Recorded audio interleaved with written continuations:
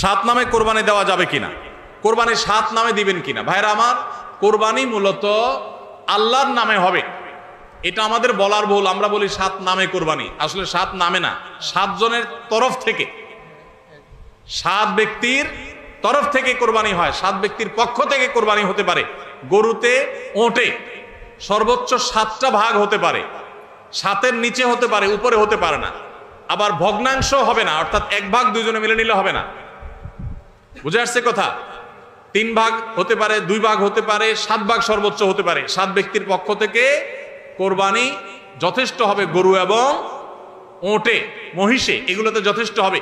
পরিষ্কার নবী করিম সাল্লাল্লাহু আলাইহি ওয়াসাল্লামের হাদিস রয়েছে। আজকাল অনেক আলেমরা এটা নিয়ে, বা কোন আলেমরা এটা নিয়ে মত পার্থক্য করেন, দুর্ভাগ্যজনক সেটা। এটা নিয়ে সংখ্যাগরিষ্ঠ ইমামদের দ্বিমত নাই। আরব, আজম কোন দেশে সংখ্যাগরিষ্ঠ আলেমদের কোনো দ্বিমত নাই যে গরু, ওট এগুলো সাত ব্যক্তির তরফ থেকে যথেষ্ট হবে।